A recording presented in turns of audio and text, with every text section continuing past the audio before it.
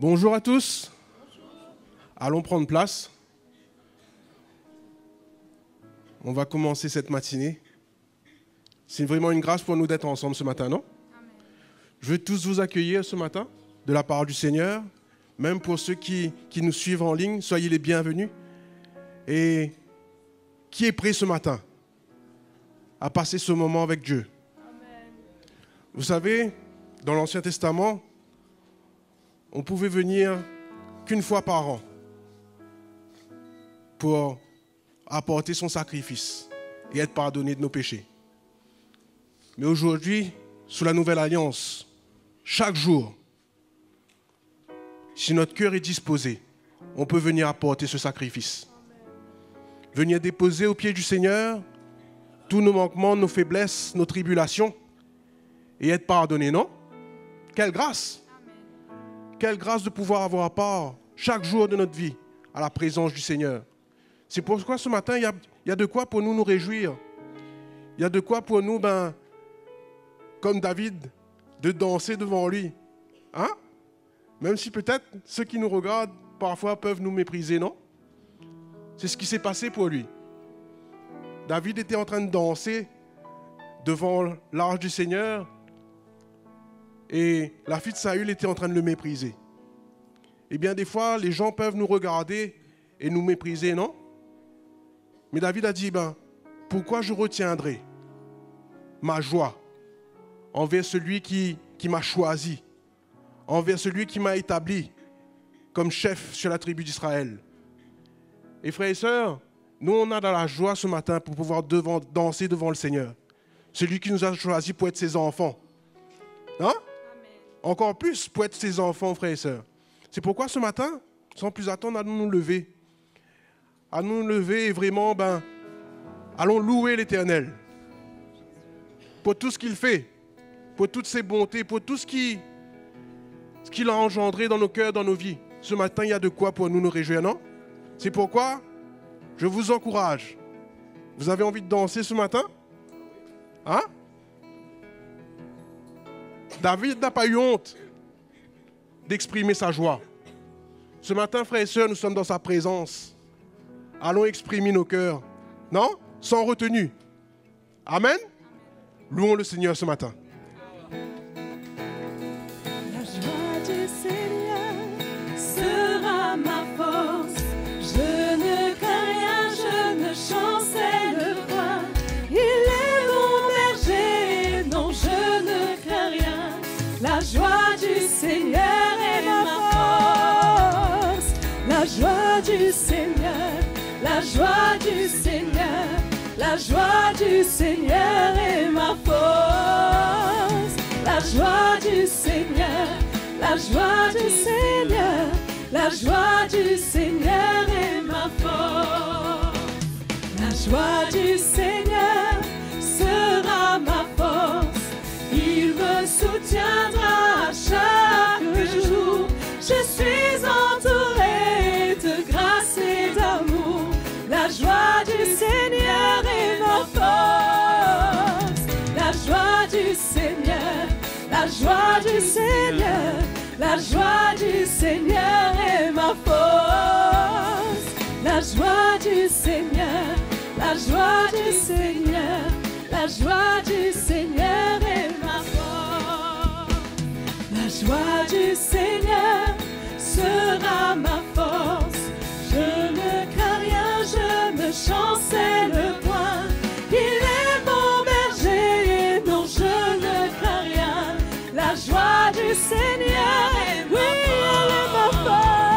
La joie du Seigneur, la joie du Seigneur, la joie du Seigneur est ma force. La joie du Seigneur, la joie du Seigneur, la joie du Seigneur est ma force. La joie du Seigneur me soutiendra. Il me soutiendra chaque jour. Je suis entourée de grâce et d'amour. La joie du Seigneur est ma force. La joie du Seigneur, la joie du Seigneur, la joie du Seigneur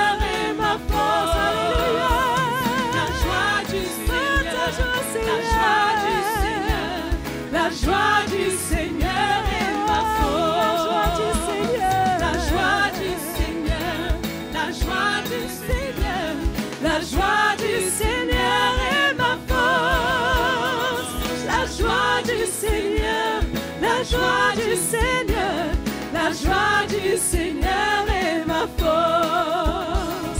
La joie du Seigneur est ma force. La joie du Seigneur est ma force. Alléluia, alléluia. Alléluia.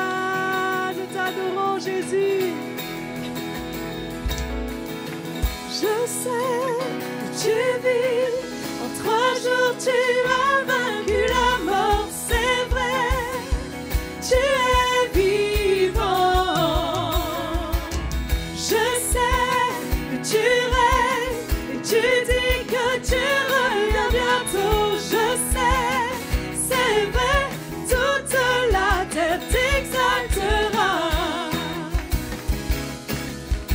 Toute la terre t'exaltera.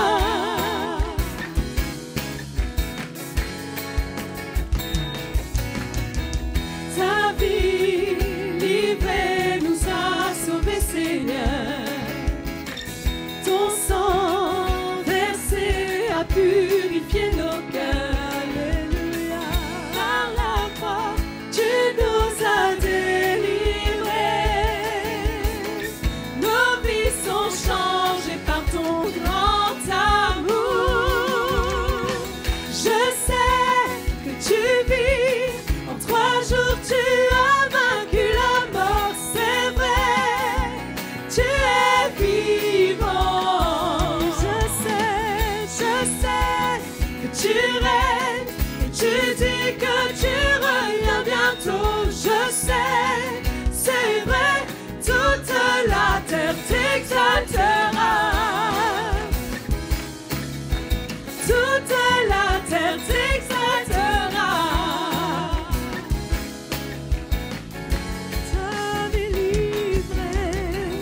Ta vie livrée nous a sauvés, Seigneur.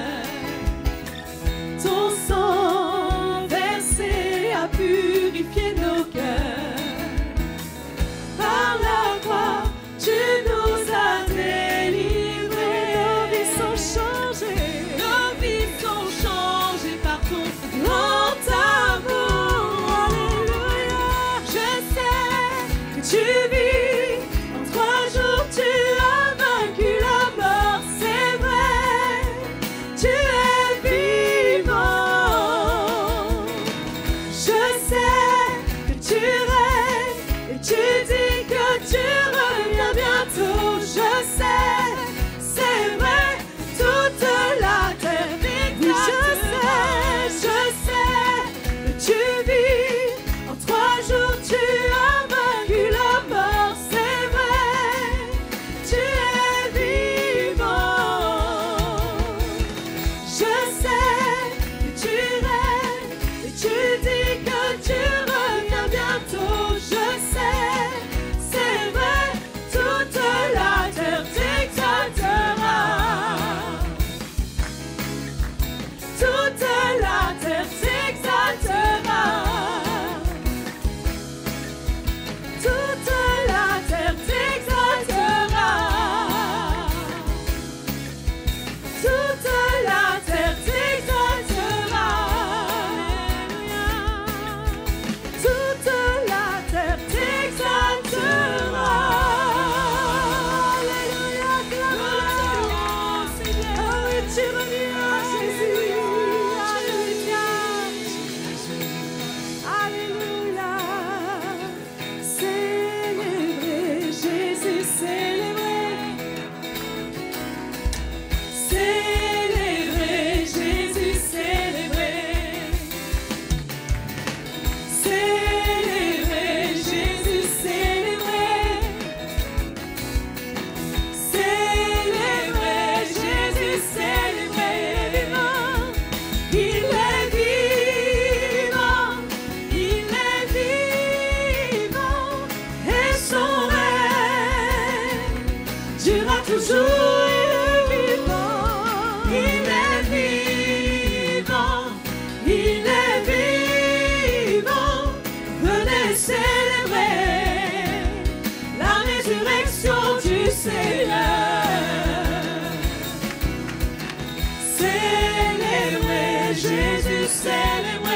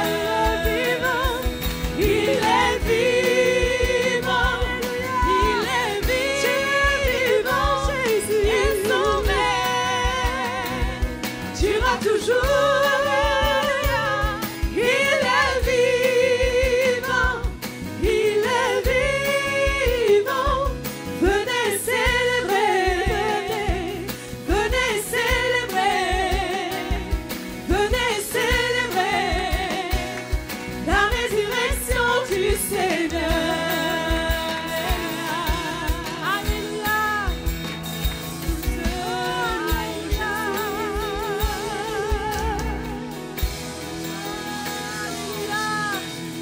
Tu nous fais du bien dans ta présence, Seigneur. Oh, nous glorifions ton nom. Tu es le Saint digne. Le Saint digne de nos louanges, c'est toi, Jésus. Alléluia. À qui d'autre irions-nous qu'à toi, Jésus? Tu es le seul Dieu. C'est toi qui règnes. C'est toi qui règnes sur nos vies, dans nos cœurs, Jésus. Ton nom est digne de nos louanges. Ton nom est digne d'adoration, Jésus. Alléluia.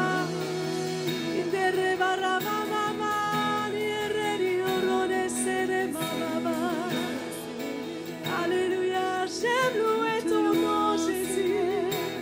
J'aime glorifier ton nom, Seigneur.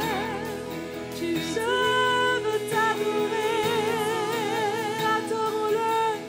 Adorons le roi des rois. Adorons celui qui nous a sauvés. Oh, Jésus, nous te rendons gloire. Jésus, ton nom est puissant. Ton nom est glorieux. Alléluia.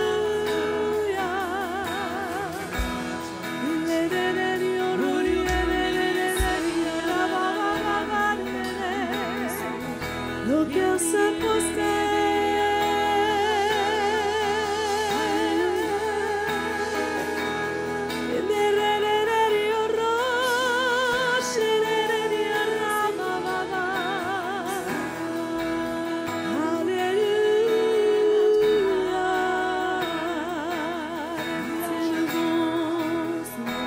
que tes louanges s'élèvent,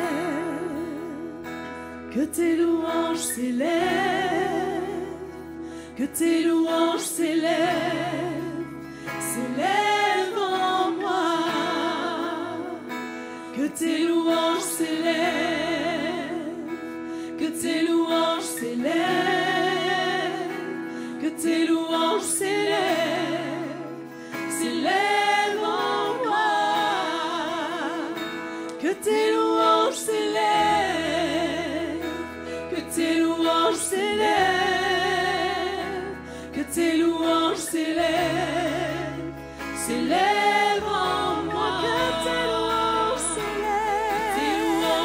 s'élèvent, que tes louanges s'élèvent, que tes louanges s'élèvent, s'élèvent en que la foi s'élève, que la foi s'élève, que la foi s'élève, que la foi s'élève, s'élève en moi,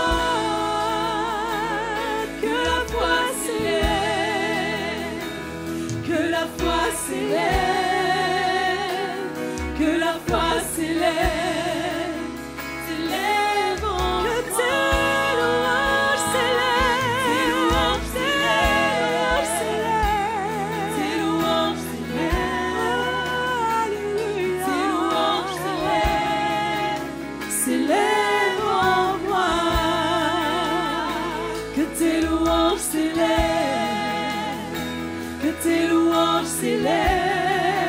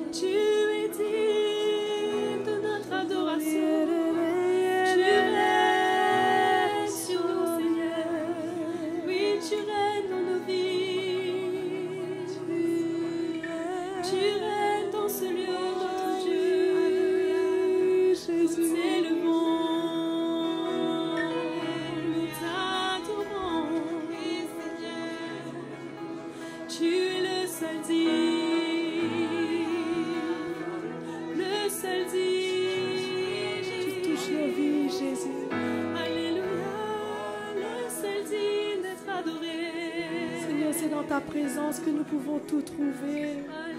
C'est dans ta présence, Seigneur, que tu nous relèves. C'est dans ta présence que nous avons la paix, la joie, l'amour que personne sur cette terre ne peut nous donner. Seigneur, mon cœur déborde de reconnaissance pour tout ce que tu es, pour tout ce que tu fais. Tu es digne, Jésus. Seigneur, touche encore nos cœurs ce matin dans ta présence. Rends-nous sensibles à ton esprit. Révèle-toi à nos cœurs, Jésus. Que ton amour nous bouleverse. Ton immense amour, Jésus. Alléluia.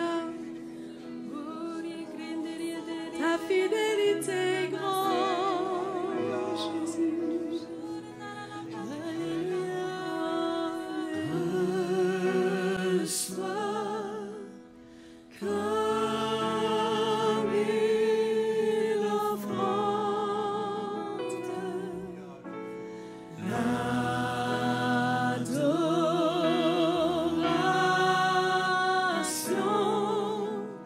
que tu me demandes, qu'elle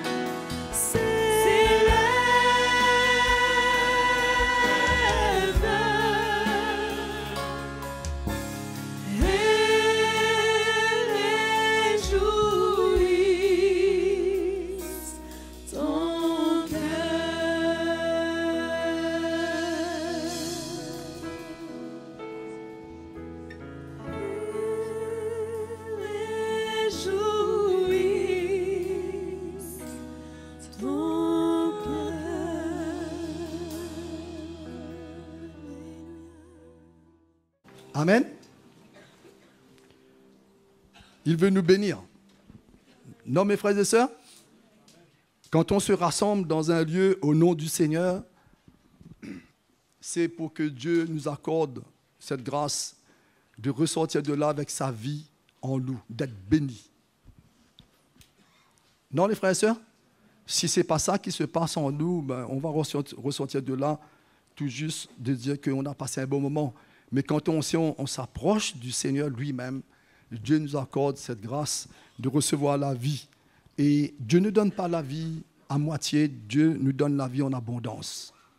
C'est pour cela, saisir cette occasion, tout ce qui s'est approché, ben, fais ce pas de foi. Non? Fais ce pas de foi. Gardez les yeux sur Jésus Et avant même qu'on amène notre offrande, je vais vous encourager sur quelques paroles dans cette Bible. Avant cela, je ne sais pas si est-ce qu'il y a des gens qui nous visitent dans ce lieu pour la première fois. On aimerait bien les accueillir. S'il y a une personne, hein, voilà, il y a un couple là. Hein, il y a d'autres personnes, bienvenue. Hein, il y a d'autres personnes au milieu de nous. Ah oui, de l'autre côté, je ne vois pas c'est qui, mais je vois il y a une main levée. Bienvenue. Hein, là-bas au fond, il y a un monsieur aussi. Gloire à Jésus. Que le Seigneur vienne rencontrer votre besoin.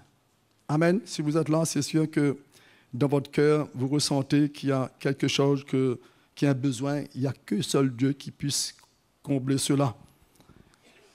Ce matin, allons regarder dans Deutéronome 28, avant qu'on emmène, qu'on serve le Seigneur à travers nos offrandes. Alors, Deutéronome 28, on peut prendre à partir du verset 1er, nous dit « Si tu obéis à la voix de l'Éternel, ton Dieu, en observant et en mettant en pratique tous ces commandements que je te prescris aujourd'hui, l'Éternel, ton Dieu, te donnera la supériorité sur toutes les nations de la terre. Dis, voici les bénédictions qui se répandront sur toi et qui seront ton partage lorsque tu obéiras à la voix de l'Éternel, ton Dieu. Tu seras béni dans la ville, tu seras béni dans les champs, les fruits de tes entrailles, les fruits de ton sol, les fruits de tes troupeaux, les portées de ton gros et menu bétail. Toutes ces choses seront bénies. Ta corbeille et ta hutte seront bénies. Tu seras béni à ton arrivée, tu seras béni à ton départ. L'Éternel te donnera la victoire sur tes ennemis qui se lèveront contre toi. Ils sortiront comme par un seul chemin, ils s'enfuiront devant toi par 7 chemins. L'Éternel ordonnera la bénédiction d'être avec toi dans tes greniers et dans toutes tes entreprises. Il te bénira dans le pays que l'Éternel, ton Dieu, te donne. Tu seras pour l'Éternel un peuple saint, comme il te l'a juré lorsque tu observeras les commandements de l'Éternel, ton Dieu, que tu marcheras dans ses voies. Allons prendre dans Deutéronome, chapitre 10. Verset 12 nous dit,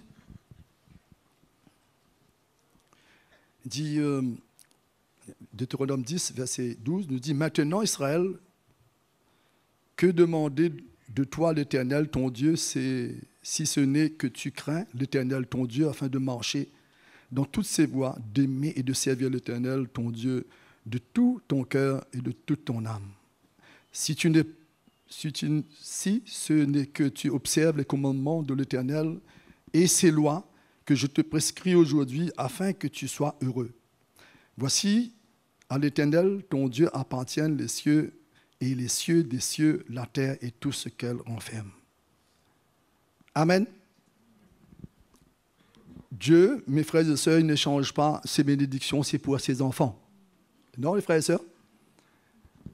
Mais quand on regarde même l'Ancienne Alliance, qui avait des lois, qui avait toutes sortes de rites pour s'approcher, toutes sortes de rituels pour s'approcher de Dieu, pour avoir l'approbation de Dieu. Mais le cœur de Dieu ne change pas pour son peuple. Amen. Et il nous a promis des bénédictions éternelles pour nous, qu'on peut commencer à bénéficier ici, à travers, dans son royaume. On peut commencer à bénéficier ces bénédictions éternelles qui seront pour l'éternité, ce que Dieu veut pour chacun de nous. Mes frères et sœurs, on ne doit pas s'en priver. La Bible nous dit, si nous désobéissons à l'Éternel, nous-mêmes, on va se priver de ces bénédictions. L'Épître aux Hébreux nous dit de ne pas se priver de la grâce de Dieu qui vient vers nous chaque jour. Amen. Le cœur de Dieu n'a pas changé. Les siècles ont changé, les générations changent. Hein. Il y avait cette première alliance qui a été changée. Nous sommes dans la deuxième alliance. Mais le profondeur du cœur de Dieu ne change pas pour nous. Et celui qui s'approche avec ce cœur prêt à obéir. Ce temps-ci, nous entendons tous ces messages qui est apporté à notre cœur par le mystère de l'Esprit, auquel Dieu utilise ces hommes qui est loin pour porter cela. On entend une seule chose, c'est de garder notre cœur. d'obéir à la parole de Dieu. Quand on obéit, mes frères et sœurs, il y a une conséquence qui va emmener notre vie à d'avoir l'assurance, la joie d'appartenir au Seigneur, la joie même de vivre sur cette terre, même qu'autour de nous, c'est difficile, mais il y aura une joie dans notre cœur. Amen. Et ça que Dieu veut pour nous. Dieu veut cela pour chacun de nous. Pour cela, je ne dis pas que quand on passe des moments difficiles, c'est des petites bêtises. Non, quand il y a des moments difficiles, c'est des souffrances, tout ça. Mais il y a un chemin pour nous. Comme le frère disait tout à l'heure, il y a un chemin pour nous qu'on peut voir la victoire de Dieu dans notre cœur. Amen. Laissons pas le diable venir nous détruire. Il cherche à nous détruire. Il fera tout dans nos pensées, dans nos actions, dans nos faiblesses. Il va utiliser pour nous accuser, pour nous empêcher de goûter ces bénédictions de Dieu. Mais si on obéit à la voix du Seigneur, la promesse qui a été faite dès le commencement, c'est pour nous aussi aujourd'hui. Amen. C'est pour nous. Et c'est sûr que demain sera un autre jour. Mais la bénédiction de Dieu ne change pas. Demain, peut-être, on va se réveiller dans une autre catastrophe, je ne sais pas. Mais la promesse de Dieu, c'est pour qu'il veuille nous bénir. Amen. Saisissons cela ce matin. On va s'approcher, on va apporter nos offrandes. Mais restons notre cœur sensible à la voix de l'Esprit. Ce culte n'est pas terminé. Amen. On va entendre la voix du Seigneur. Je crois qu'on sera rafraîchi, encouragé pour continuer notre marche. Alléluia. Venez, offrons-lui un sacrifice de joie. Venez, offrons-lui un sacrifice de joie. Le fruit de nos lèvres qu'il exalte, le fruit de nos lèvres qu'il exalte. Venez, offrons nos sacrifices. Venez, offrons nos louanges au roi. Venez, offrons-lui un sacrifice de joie. Venez, offrons-lui un sacrifice de joie. Le fruit de nos lèvres qu'il exalte, le fruit de nos lèvres qu'il exalte. Venez, offrons nos sacrifices. Venez, offrons nos louanges au roi. Venez, offrons-lui un sacrifice de joie. Venez, offrons-lui un sacrifice de joie. Le fruit de nos lèvres qu'il exalte, le fruit de nos lèvres qu'il exalte. Venez, offrons nos sacrifices. Venez, offrons nos louanges au roi. Venez, offrons nos sacrifices. Venez, offrons nos louanges au roi. Eh bien, bonjour les frères et sœurs. Vraiment une grâce pour nous de nous retrouver ensemble ce matin. Amen. Nous retrouver ensemble parce que nous réalisons que nous avons besoin de la grâce du Seigneur. Nous avons besoin de sa grâce, nous avons d'entendre sa parole, nous avons besoin d'être fortifiés par lui, parce que sans lui, nous ne pouvons rien faire. C'est pourquoi ce matin, nous pouvons réellement bénir le Seigneur pour sa grâce. C'est pourquoi à chaque moment, frères et sœurs, que nous nous retrouvons dans la présence de Jésus, eh bien, le Seigneur s'intéresse personnellement à nous. Quand je dirais personnellement à nous, on peut dire aussi individuellement. C'est sûr que nous n'avons pas tous les mêmes problèmes, que nous ne rencontrons pas tous les mêmes difficultés, mais nous les rencontrons, quel que soit le nom qu'on peut mettre dessus, mais nous avons besoin de la grâce du Seigneur. Et je crois que ce matin, le Seigneur s'est occupé de nous.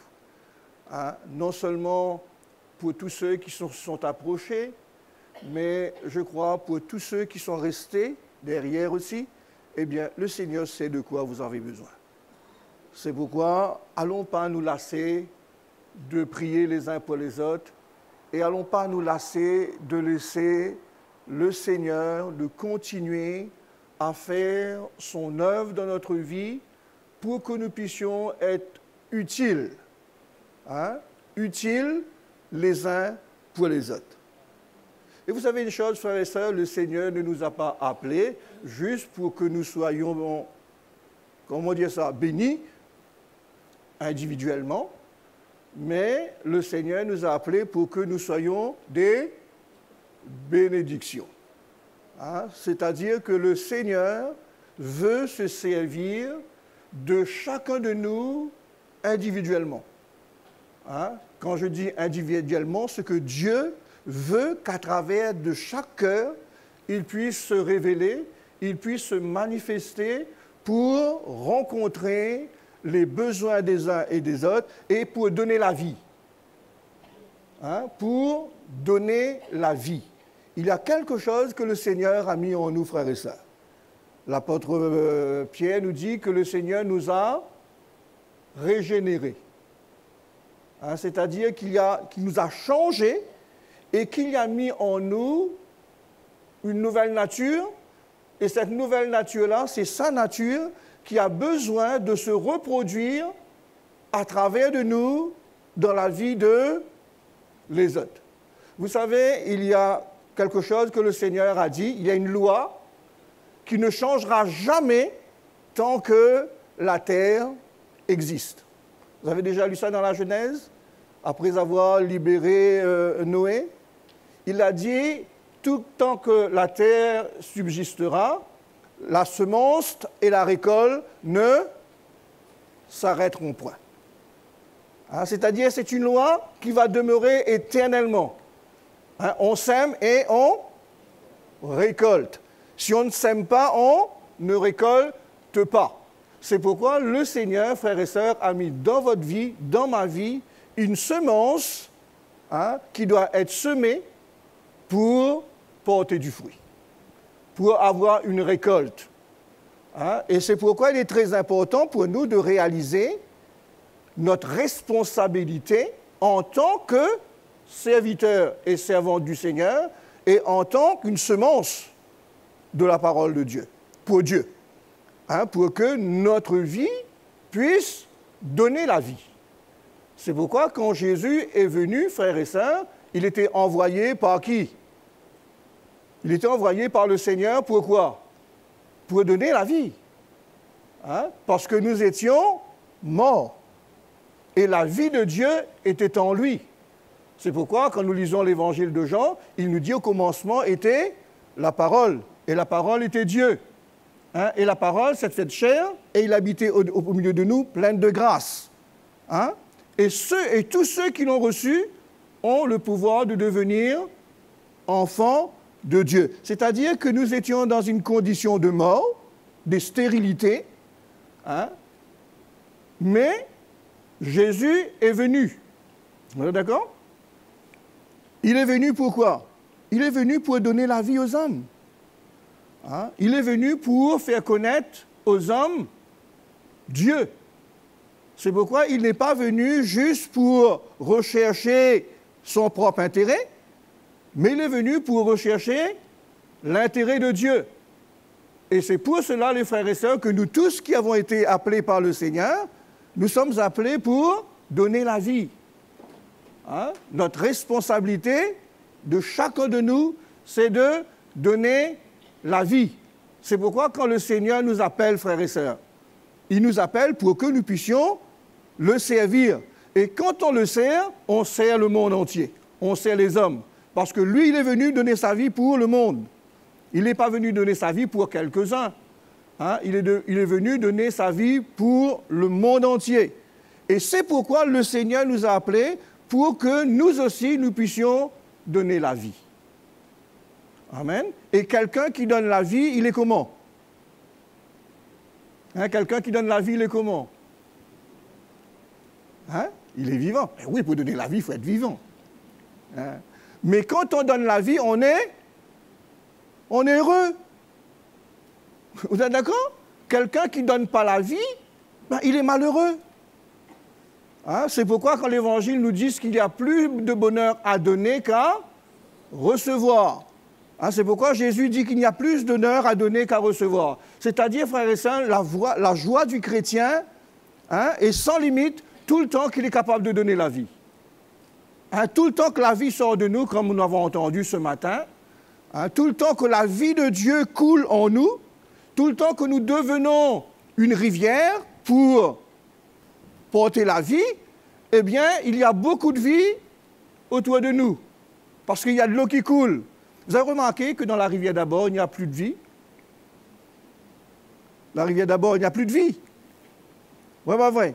Avant, on allait à la pêche, on pouvait trouver des crevettes, etc., des petits poissons dans la rivière. Maintenant, il n'y a plus de vie. Il n'y a plus de vie dans la rivière. Pourquoi il n'y a plus de vie? Parce qu'il n'y a plus d'eau. Il n'y a plus d'eau, donc il n'y a plus de vie. Pourquoi le chrétien reste stérile? Pourquoi le chrétien, il est malheureux? Pourquoi le chrétien n'a plus de joie?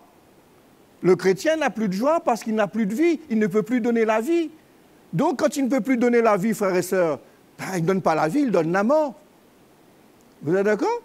On ne donne plus la vie, on donne la mort. La religion ne donne plus la vie, elle donne la mort. Hein? C'est pourquoi que la connaissance que nous avons de Jésus, si ce n'est pas une vie de l'esprit qui coule de nous, eh bien, tout ce que nous disons, ce sont des paroles mortes. Hein? Mais quand le cœur du chrétien est animé par la vie de Dieu et que cette vie-là est répandue autour de lui, il est heureux. Hein? Il est heureux. Pourquoi? Parce qu'à travers de lui, il y a la vie. Dernièrement, je disais ça avec les frères et sœurs. Les femmes sont heureuses. Vous avez remarqué? Aussitôt qu'ils se marient, ils font des enfants. C'est vrai, c'est pas vrai? Et quand ils parlent de l'accouchement de l'enfant, c'est une souffrance terrible. C'est vrai, c'est pas vrai? Mais après, ils refont un deuxième enfant. Non? J'étais dans une famille de 10 et maman me disait, on ne savait pas, vous, ce que c'est de mettre un enfant au monde, la douleur qu'il y a pour cet enfant-là. Une douleur pour cet enfant? Mais pourquoi on était 10?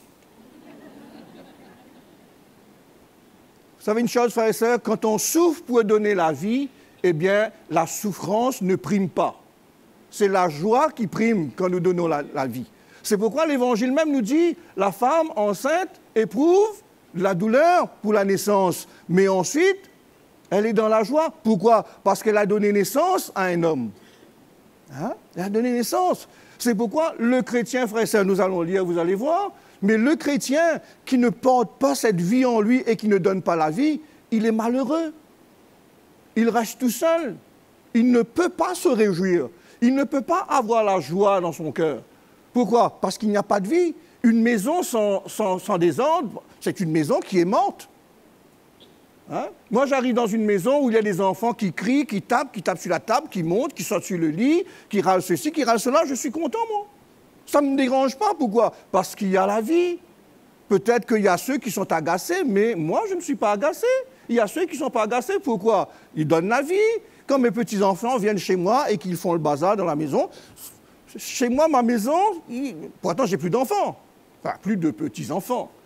Quand on rentre à la maison, il y a des jeux à droite, il y a des jeux à gauche, il y a tout, il y a tout. Hein? Mais je suis heureux parce qu'il y a la vie. C'est à cela que le Seigneur nous a appelés, frères et sœurs.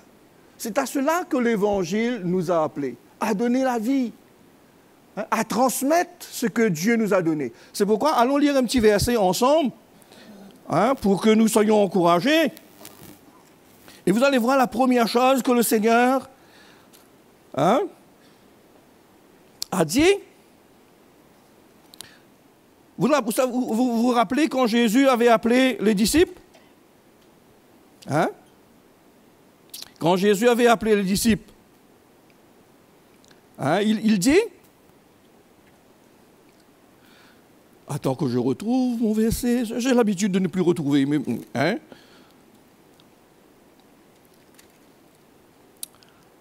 Voilà, il dit,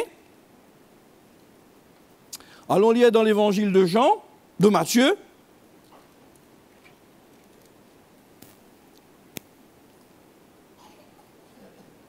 où Jésus dit, le chapitre 5,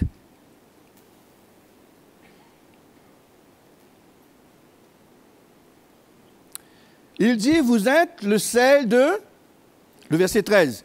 Il dit, vous êtes le sel de la terre. Mais si le sel perd sa saveur, avec quoi la lui rendra-t-on? Il ne sert plus qu'à être jeté dehors et foulé aux pieds par les hommes. Hein, il dit, vous êtes la lumière du monde. Une ville située sur une montagne ne peut être cachée. Et on n'allume pas une lampe pour la mettre sous le boisseau, mais on le met sur le chandelier et elle éclaire tous ceux qui sont dans la maison. Que votre lumière luise aussi devant les hommes, afin qu'ils voient votre bonnes œuvres et qu'ils glorifient votre Père qui est dans les cieux. Amen. Jésus dit que nous sommes le sel. C'est-à-dire, frères et sœurs, en tant que sel, nous devons conserver la vie de Dieu en nous pour tous ceux qui sont autour de nous. Hein? Le sel, ça conserve. Hein? C'est pourquoi si Jésus dit que nous sommes le sel de la terre, c'est-à-dire il y a des choses du Seigneur, il y a des valeurs du Seigneur qui doivent être conservées par nous. Notre style de vie doit pouvoir être une vie de pureté, de sainteté, où le Seigneur est glorifié par ceux qui sont autour de nous, par notre style de vie. Donc nous réalisons une chose, il faut bien qu'il y a une œuvre du Seigneur dans notre vie, il y a un travail de Dieu dans notre vie pour que nous puissions avoir du goût. C'est vrai, c'est pas vrai? Quand Jésus marchait au milieu des hommes, il faisait la différence. Hein? Quand on l'écoutait, quand on le regardait, quand on était dans sa communion, eh bien, on voyait qu'il n'était pas comme tous les hommes. Mais pourtant, il était un homme. Mais on ne voyait pas en lui des choses qui se trouvaient dans la vie des hommes. Pourquoi? Parce qu'il était la semence de Dieu.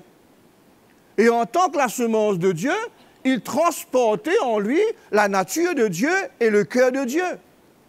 C'est pourquoi nous qui sommes les chrétiens, nous qui sommes appelés de Dieu, et nous qui avons la vie de Dieu en nous, frères et sœurs, il y a une vie de piété, une vie de pureté, une vie de sainteté qui doit témoigner de la vie du Seigneur. Vous êtes d'accord? C'est pourquoi quand Jésus dit aussi, vous êtes le sel de la terre. C'est pourquoi il dit ça. Hein? Et il dit que vous êtes la lumière du monde. Vous êtes d'accord? C'est-à-dire, frères et sœurs, une lumière, comment elle est? Elle brille, elle éclaire, et elle n'a rien de commun avec les ténèbres. N'oublions pas, frères et sœurs, que nous étions du monde. Vous êtes d'accord? Que vous et moi, nous étions du monde. C'est-à-dire, nous servions la cause du monde. Et quand quelqu'un nous regardait, eh bien, il voyait en nous les ténèbres du monde. Parce que nous étions ténèbres, nous étions du monde. C'était impossible qu'on ne voyait autre chose dans notre vie que ce qui était dans le monde. C'est vrai, c'est pas vrai, frères et sœurs? Vous savez, un jour, j'étais assis dans ma voiture, j'étais sur un parking. J'étais tranquille, j'attendais ma femme qui était à la boulangerie. Et j'entendais un coup de klaxon. Poup, poup, poup, poup, poup, poup, poup, poup. Ça ne m'intéresse pas. Mais je regarde, je vois quelqu'un qui me fait des signes. Il veut que je m'en aille pour qu'il prenne ma place. Et là, il commence à me dire des choses. Ah, les frères, j'étais chrétien, je vous dis que j'étais chrétien. Hein? Tout d'un coup, il y a une parole qui est sortie de ma bouche. J'ai dit, Joseph, c'est encore en toi ces choses-là? Parce que ces choses qui étaient en moi, la frère et sœur, ça faisait des années que ça était là. Vous êtes d'accord? Je ne pensais pas que c'était encore là. Mais quand les situations s'est présentées, je me suis retrouvé avec cette affaire-là. Je réalise que l'œuvre de Dieu n'a pas pu atteindre ces choses-là à ce moment-là. C'est pourquoi, les frères et sœurs, si l'Évangile ne continue pas à faire son œuvre dans notre vie, nous ne serions aucune utilité pour ceux qui sont autour de nous. Vous êtes d'accord? C'est pourquoi, quand Jésus a appelé ses disciples, le Seigneur les a dit, « Je vous ferai Non? Quand il a appelé les disciples, quand il a appelé Pierre, il a dit, Pierre, je te ferai pécheur d'hommes. C'est-à-dire, je t'appelle pour me suivre et j'agirai dans ton cœur de sorte que tu deviens quelqu'un avec en toi la puissance pour pouvoir changer la vie des hommes. Mais je ferai cette œuvre, premièrement, dans ta vie. Vous êtes d'accord? C'est pourquoi, frères et sœurs, nous ne pouvons pas aider quelqu'un si nous-mêmes nous sommes entravés. Vous êtes d'accord? Nous ne pouvons pas être un objet de bénédiction si nous-mêmes nous sommes encore esclaves. Un esclave ne peut pas aider personne, bien que nous avons des bons désirs dans notre cœur. Mais si nos chaînes n'ont pas été brisées, nous ne pourrions pas briser la chaîne des autres. Vous êtes d'accord? C'est pourquoi le chrétien qui entend l'Évangile, eh bien l'Évangile qu'il entend, c'est pour lui. Ce n'est pas pour les autres. Quand Dieu s'adresse, il s'adresse à toi individuellement. C'est pourquoi nous ne pouvons entendre l'Évangile, les frères et sœurs. Mais dans tout ce que nous entendons, il y a une parole bien spécifique que c'est pour nous. Vous êtes d'accord? Ça me concerne moi. Et souvent, des fois, nous avons tendance à croire que nous sommes arrivés. Allez, ça fait 20 ans que je suis dans le Seigneur. Et je crois que je suis arrivé. J'ai vécu des expériences extraordinaires, j'ai vu des choses, et je crois que je suis encore arrivé. Pas vrai, frères et sœurs. C'est pas vrai. Si je suis dans cette attitude-là, eh bien, l'Évangile ne change pas ma vie, mon cœur n'est pas renouvelé, mon puits n'est pas changé. Eh bien, vous savez, comme on a entendu ce matin, nous allons transmettre quelque chose qui donne des mauvais goûts dans la bouche. C'est pourquoi, frères et sœurs, nous pouvons parler de l'Évangile et produire de l'irritation dans les cœurs de ceux qui l'écoutent. Parler de l'Évangile, parler de Jésus, et on produit de l'irritation au lieu de produire la repentance dans les cœurs de ceux qui nous entendent. Pourquoi? Parce que si notre vie n'est pas la réalité de ce qu'on dit, ça n'a pas d'effet. Vous êtes d'accord avec moi? L'Évangile, ce n'est pas les choses que nous entendons, les frères et sœurs. L'Évangile, c'est l'œuvre qui s'accomplit dans notre vie.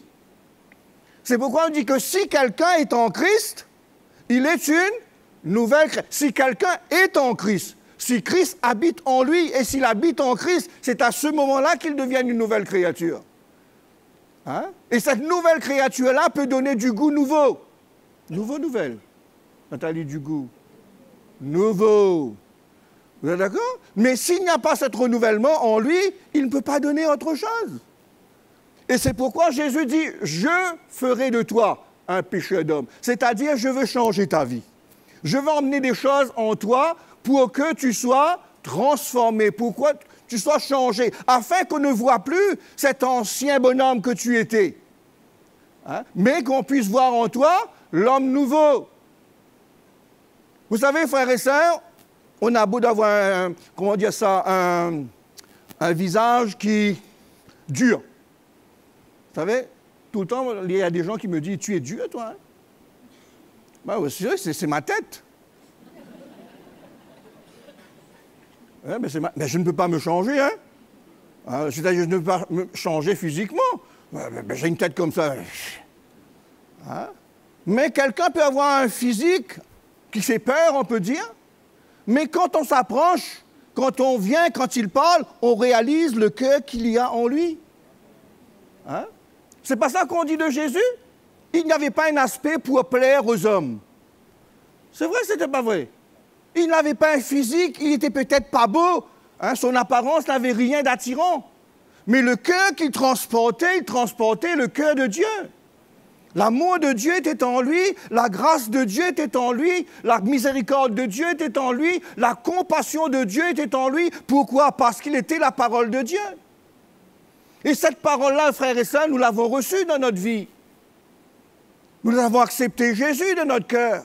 C'est pourquoi nous avons besoin de le permettre, de continuer à faire son travail de notre vie, à faire son œuvre en nous, pour que nous puissions être transformés et cette transformation puisse être comme une lumière qui brille pour attirer les cœurs. C'est vrai, c'est pas vrai. Être un chrétien, frère et sœur, c'est pas juste de dire ben, j'ai donné mon cœur à Jésus et je vais aller au ciel. C'est une chose, c'est sûr, c'est pour ça qu'on a la foi. Mais le chrétien est appelé à représenter son Seigneur. Il est appelé à représenter son Dieu. Il est appelé à glorifier son Dieu par sa vie. C'est vrai, c'est pas vrai. C'est pourquoi quand Jésus est parti, vous avez remarqué, frères et sœurs, quand Jésus est parti, personne ne s'est converti? Quand Jésus était sur la terre, il n'y avait pas de conversion. Il y avait des gens qui profitaient des bénédictions, de sa grâce. Pourquoi? Parce qu'il était là en grâce, au milieu des hommes, pour révéler Dieu. Hein? Mais il ne pouvait pas pénétrer le cœur de Dieu. Il fallait que quelque chose se passe dans sa vie pour que son amour soit répandu, sa grâce soit répandue, sa paix soit répandue et que les hommes puissent être touchés et venir vers Dieu. Hein? C'est pourquoi j'aimerais lire un petit verset avec vous. J'aime toujours, dans quelques temps là, j'aime lire ce verset-là. Hein?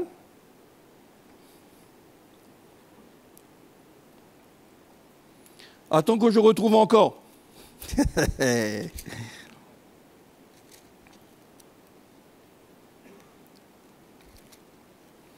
Alors, il est dit quoi?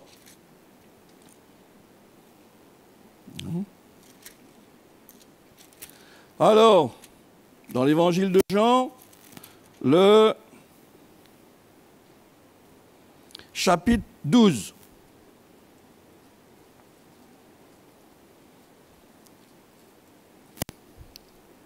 Vous entendez parler de Dieu autour de vous, les frères et sœurs?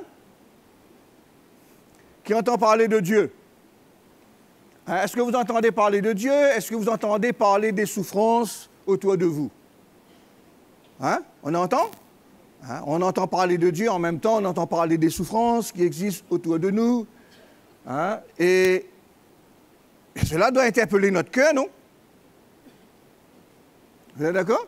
Quand on entend des souffrances, quand on voit des situations, on entend des situations, il y a des choses qui nous est rapportées, hein, qui nous est emmené à notre connaissance, ça doit produire une réaction dans notre cœur pour que nous puissions être un objet de bénédiction pour ceux qui se trouvent autour de nous. C'est vrai, c'est pas vrai? Mais non pas conserver ou rester avec ce que nous sommes et en même temps nous reposer sur nos acquis et de devenir des personnes égoïstes, hein, et sans avoir un cœur pour ceux qui sont dans les besoins autour de nous, ceux qui souffrent. Parce que le Seigneur nous a, n'oublions pas, on a lu tout à l'heure, que le Seigneur nous a établis pour être la lumière des hommes, pour éclairer ceux qui sont dans le ténèbre, hein, pour venir compatir avec ceux qui souffrent. Hein, et ça, c'était le cœur du Seigneur. Vous êtes d'accord ou pas d'accord? Hein? Quand le Seigneur entendait quelqu'un qui était malade, eh bien, il partait vers cette personne. Que puis-je faire pour toi? Que veux-tu que je fasse pour toi? Hein? Et l'aveugle a dit que je recouvre la vue. Hein? Quand ce centenier est venu vers le Seigneur pour lui dire « Mon serviteur est souffrant à la maison, eh bien, dites une petite parole pour qu'il soit guéri. » Eh bien, le cœur de Jésus était touché. Hein? Et le Seigneur agissait. C'est vrai, c'est pas vrai, les frères et sœurs? Son cœur était animé par de la grâce et il y avait en lui de la compassion pour ceux qui étaient dans leur souffrance. Il n'était pas insensible. Hein? C'est pourquoi, frères et sœurs, moi je veux nous encourager ensemble pour que ce sentiment de Dieu soit dans notre cœur par rapport aux choses que nous entendons, par rapport aux choses que nous voyons, par rapport aux hommes qui meurent dans leur péché. Hein? Ça ne doit pas nous laisser indifférents. C'est vrai, je suis d'accord. Hein? Ce n'est pas tous qui ont la foi, ce n'est pas tous qui croient, mais Jésus est mort pour tous. Et tout le monde doit pouvoir ressentir son cœur, malgré que nous ne l'acceptons pas dans notre vie, malgré qu'on ne va pas se convertir, mais on sait que Jésus nous aime. Il y a un cœur qui doit être manifesté. Il y a un cœur qui doit être apporté. Et ça, c'est nous qui devons apporter ça, frères et sœurs. Hein? Ça, c'est nous qui devons apporter ça. Et pour apporter ce cœur-là, frères et sœurs, il y a un prix à payer. C'est pourquoi nous ne pouvons pas être serviteurs de Christ, nous ne pouvons pas être disciples de Christ si nous n'avons pas en nous le cœur de Christ et le prix qu'il faut payer pour que ce cœur-là soit manifesté. Il y a un prix dans toute chose. C'est pourquoi il y a un prix que Jésus a payé pour venir vers nous. Vrai, pas vrai? L'Évangile nous dit qu'il était sans péché, il habitait dans la gloire avec Dieu, mais quand il a vu l'état de la terre, l'état des hommes, qu'est-ce qui s'est passé? Il a quitté son ciel de gloire, il est venu prendre la forme d'un serviteur, la forme d'un homme, pour servir les hommes. Et dans son cœur, il était sensible à tous les besoins des hommes. C'est pourquoi, les frères et sœurs, ce cœur et ce sentiment doivent pouvoir être en nous. Nous ne devons pas vivre notre vie chrétienne avec égoïsme. Mais nous devons vivre notre cœur chrétien avec l'amour pour ceux qui souffrent, comme Christ a vécu sa vie sur la terre. Il nous dit qu'il allait de lieu en lieu faisant du bien. Il bénissait les gens. Hein? Et ceux qui étaient dans les deuils, dans la souffrance, eh bien, le Seigneur avait un cœur pour compatir. Hein? Et ça, c'est ça qu'il faudrait que nous ayons en nous, quand nous entendons, hein, quand nous voyons, en tant que serviteurs de Dieu, en tant qu'Église. Allez, on va lire dans Jean 12. Le verset 20 nous dit « Quelques Grecs du nombre de ceux qui étaient montés pour adorer pendant la fête s'adressèrent à Philippe de Bethsaïda, en Galilée, et lui dirent avec instance « Seigneur, nous voulons voir Jésus. » Hein? Philippe alla dire à André, puis André à Philippe, et Philippe le dit au Seigneur. Jésus leur dit, l'heure est venue où le Fils de l'homme doit être glorifié. Hein? En vérité, je vous le dis, si les grains de blé qui tombent en terre ne meurent, ils restent seuls. Mais s'ils meurent, ils portent beaucoup de fruits. Celui qui aime sa vie la perdra. Et celui qui est sa vie dans ce monde-là, pour la vie éternelle. Si quelqu'un me sert, qu'il me suit. Hein? Et là aussi sera mon serviteur. Si quelqu'un me sert, le Père n'honorera. Maintenant, mon âme est troublée. Que dirais-je? Père, délivre-moi de cette heure, mais c'est pour cela que je suis venu jusqu'à cette heure. Hein? Père, glorifie ton nom. Et une voix vint du ciel, je l'ai glorifié. Hein? Et je le glorifierai encore. Amen ou pas amen? Hein? Certainement, les disciples n'avaient pas l'habitude de voir des gens sortir de loin venir voir Jésus. Hein? Ça les a un peu troublés. Ça, c'est pas vrai. Il est allé voir Jésus pour dire au Seigneur, tu sais, il y a quelques Grecs là, qui sont de l'autre côté là-bas qui sont venus te voir. Je ne sais pas ce qu'ils te veulent, mais en tout cas, ils sont venus. Hein? C'était peut-être leur raisonnement. Et Jésus leur dit, si c'est le moment, c'est le temps. Hein? C'est l'heure où je dois offrir ma vie. Parce que vous savez une chose, les frères et sœurs, tout le temps que Jésus était sur la terre, il était bien limité. Vous êtes d'accord ou pas d'accord? Tout le temps qu'il était sur la terre dans un corps d'homme, au milieu des Juifs, au milieu de ceux de son temps, eh bien, il était bien limité, hein, pour manifester son cœur, pour manifester sa grâce, pour manifester sa bonté envers les hommes pour lesquels il est venu mourir. Hein? C'est pourquoi il dit à ses disciples, eh bien, le temps, c'est le moment. C'est le moment où je dois donner ma vie. C'est le moment où je dois m'offrir en sacrifice de manière à ce que ma vie, qui se sacrifie, puisse porter ses fruits. Vous êtes d'accord? De manière que ma vie doit être donnée pour qu'il y ait des fruits. C'est pourquoi il dit que si le grain de blé qui tombe en terre ne meurt, il reste seul. Mais s'il accepte de mourir, il porte du fruit. C'est pourquoi je vous ai dit tout à l'heure, frères et sœurs, la loi de la semence et de la récolte. Hein? Jésus était conscient de cela, que tout le temps qu'il ne donne pas sa vie à la croix, que tout le temps il ne sera pas mis sur ce bois, aucune porte serait ouverte pour que les hommes puissent venir à sa lumière. Aucune. Hein? Mais lorsque son corps a été offert sur la croix comme sacrifice, lorsque son sang fut versé, hein, pour laver nos péchés, eh bien, il y a eu un grand récolte pour que les hommes puissent être des fruits pour Dieu. Hein? Et c'est pourquoi Jésus veut nous encourager, pour nous montrer que le but pour lequel il nous a choisis, c'est pour pouvoir donner la vie. C'est pour pouvoir transmettre cette vie. C'est pour pouvoir communiquer la grâce qui était en lui. Et cette vie, frères et sœurs, que nous l'avons reçue, doit pouvoir nous emmener à nous offrir. C'est pourquoi il dit que si ce grain qui tombe en terre ne meurt, il reste tout seul. Et c'est normal. Je vous ai dit tout à l'heure, il n'y a pas de joie quand notre vie n'est pas livrée. Il n'y a pas de joie quand notre vie n'est pas donnée en sacrifice. Il n'y a pas de joie quand nous sommes en train de souffrir pour le bonheur des autres.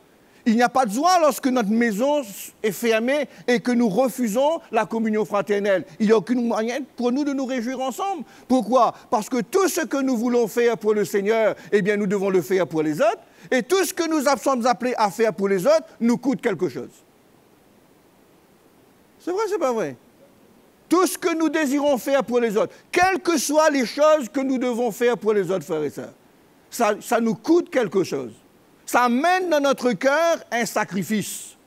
Et si dans notre cœur, nous ne voyons pas à travers cela le moyen de participer à la souffrance de Christ pour que la vie de Christ soit communiquée au cœur de ceux qui l'entendent, laissez-moi vous dire une chose, nous restons stériles. C'est vrai, c'est pas vrai? Nous restons stériles et nous sommes découragés. Pourquoi? Parce que nous ne sommes pas en train d'accomplir la volonté de Dieu. Parce que nous ne sommes pas en train de faire ce que le Seigneur nous a commandé de faire. Mais si dans notre cœur nous voulons glorifier le Seigneur, si dans notre cœur nous voulons accomplir la volonté de Dieu, il faudrait bien, frères et sœurs, que l'accomplissement de la volonté de Dieu nous coûte quelque chose. Et il faudrait que dans notre cœur nous soyons prêts pour le faire. C'est pourquoi Jésus nous dit que si tu veux venir après moi, qu'est-ce que tu as besoin de faire? Tu as besoin de prendre ta part de souffrance. C'est vrai, c'est pas vrai? Si tu veux venir après moi, si tu veux me suivre, si tu veux avoir part avec moi, il faudrait que tu prennes ta part de souffrance. C'est pas ça, il dit à Timothée? Hein? Si vous souffrez avec moi, vous régnerez aussi avec moi. Mais si vous ne souffrez pas avec moi, vous ne pouvez pas régner avec moi. En quelque sorte, frères et sœurs, si nous voulons avoir part avec le Seigneur, il faut que quelque part nous sommes en train de participer avec lui. Non? Il faudrait que quelque part nous sommes en train de donner notre vie comme lui, il a donné sa vie. Sinon, on ne pourra pas avoir part avec lui. C'est pourquoi, les frères et sœurs, j'aimerais lire un petit verset avec vous, hein, pour vous encourager, pour voir comment, lorsque dans notre cœur, nous donnons notre vie. Allez, nous retrouvons ça. Hein, le chemin par lequel le Seigneur a pris.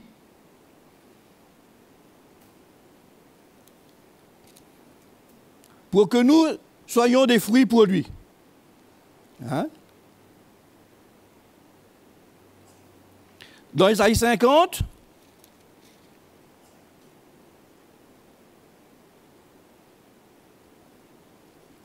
il nous est dit,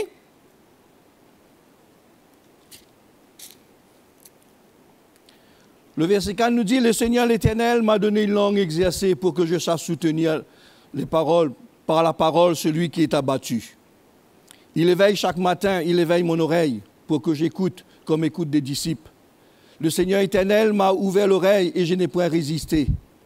Je ne me suis point retiré en arrière. J'ai livré mon dos à ceux qui me frappaient, mes joues à ceux qui m'arrachaient la barbe. Je ne point dérobé mon visage aux ignominies et aux crachats, mais le Seigneur l'Éternel m'a secouru. C'est pourquoi je n'ai point été déshonoré. C'est pourquoi j'ai rendu mon visage semblable à un caillou, sachant que je ne serai point confus. Celui qui me justifie est proche, qui disputera contre moi. Hein? Comparaissons ensemble. Qui est mon adversaire? Qu'il s'avance vers moi. Voici le Seigneur l'Éternel me secourra, qui me condamnera. Hein? Voici, ils tomberont tous en lambeaux comme un vêtement, la tête les dérangera. Quiconque parmi vous craint l'Éternel, qu'il écoute la voix de son serviteur. Quiconque marche dans la sobriété et manque de lumière, qu'il se confie dans le nom de l'Éternel. Celui qui s'appuie sur son Dieu, voici vous tous qui allumez un feu et qui êtes armés des torches. Allez au milieu de votre feu et de vos torches enflammées. C'est par ma main que ces choses vous arrivent. et vous vous coucherez dans la douleur. Amen. Hein, le Seigneur nous parle de son chemin, les frères et sœurs. Il parle de la route qu'il a prise. Hein?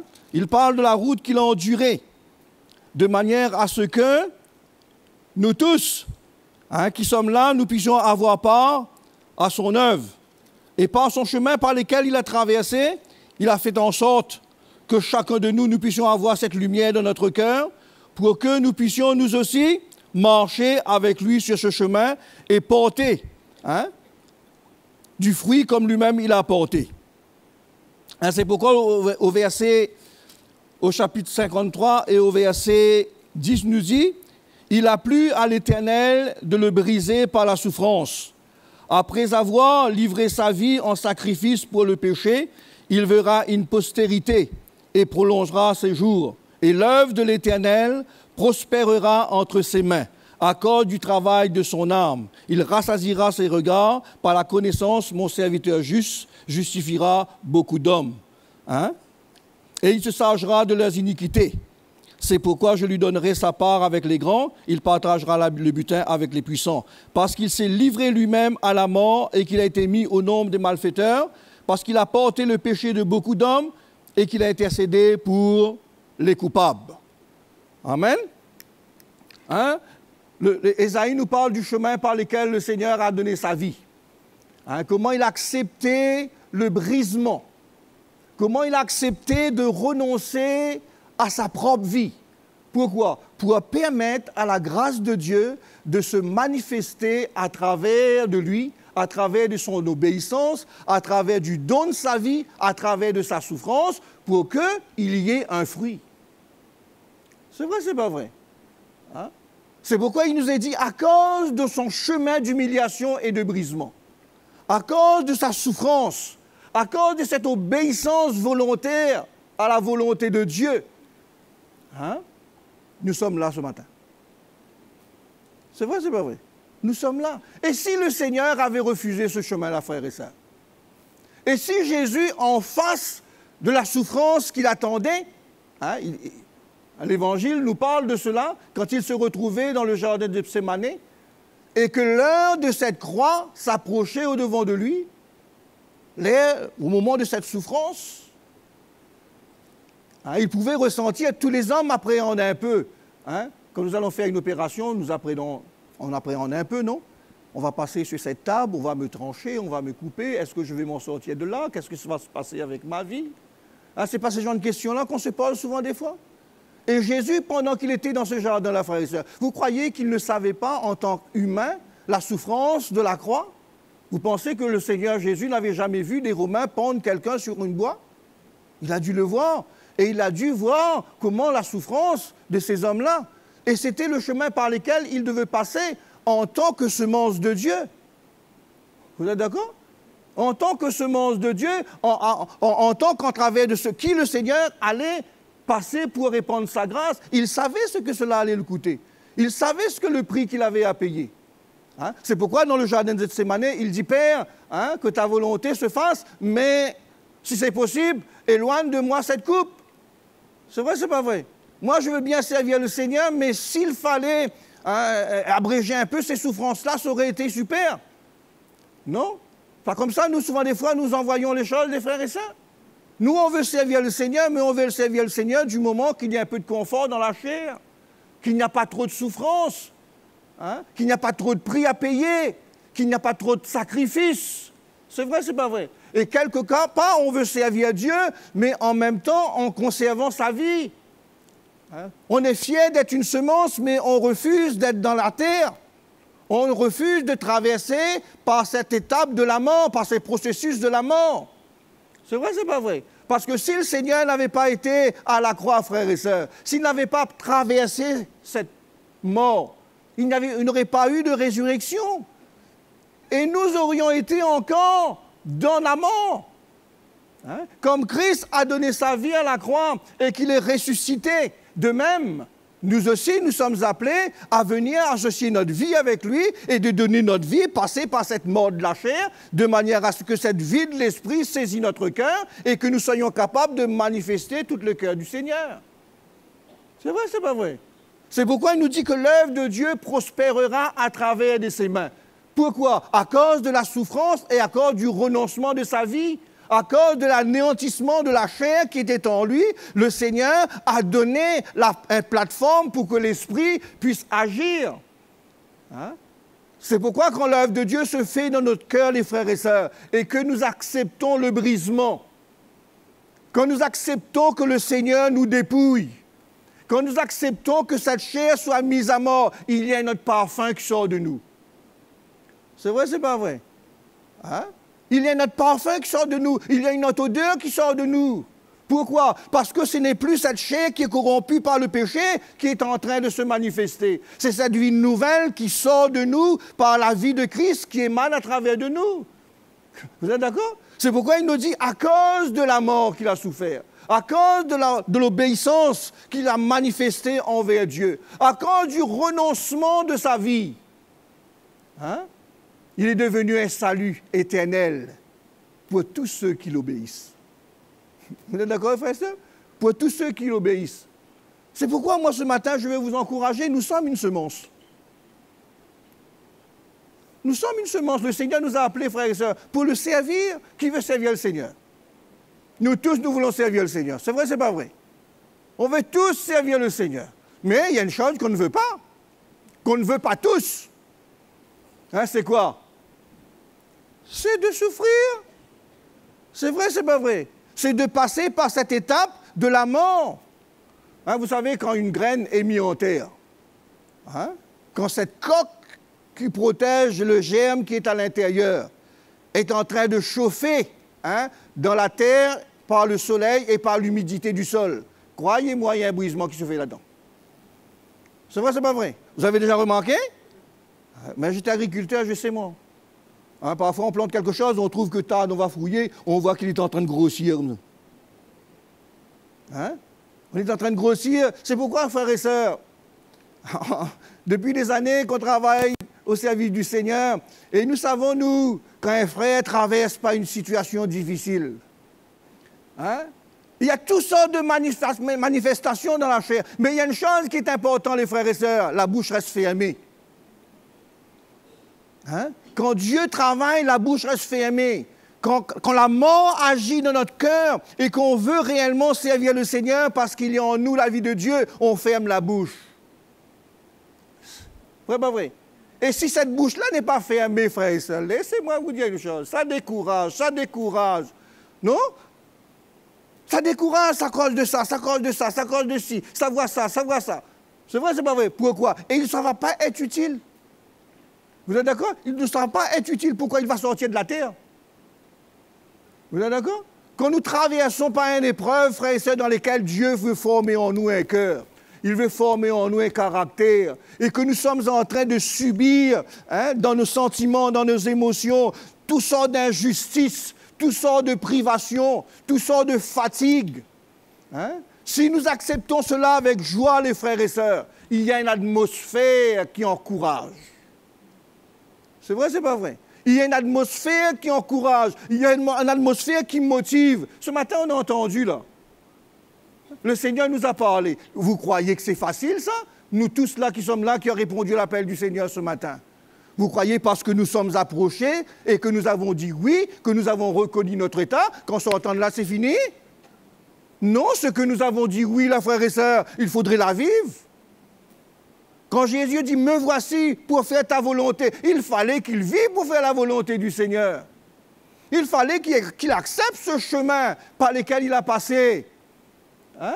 Il fallait qu'il accepte, il fallait qu'il s'humilie, il fallait qu'il donne raison au Seigneur et il fallait qu'il passe jusqu'au bout. C'est vrai, c'est pas vrai? On peut commencer, les frères et sœurs, on peut accepter certaines actions de l'esprit de notre vie, certains brisements, certaines souffrances, hein? Mais il ne faudrait pas accepter certains, il faudrait toutes les accepter et jusqu'au bout. Vous êtes d'accord? Si ce thème-là ne se fait pas dans notre cœur, je peux vous dire une chose, frères et sœurs, on est utile pour personne. Oui, pas vrai. Utile pour personne. Vous êtes d'accord? Je vais vous dire une chose, frère et sœurs, ça fait près de 37 ans que je suis marié. 37 ans, et on est toujours ensemble.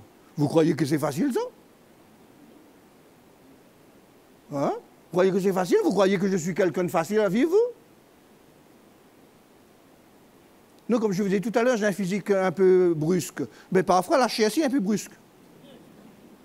Vous êtes d'accord? Et ce n'est pas facile ni pour ma femme, ni pour moi de vivre ensemble.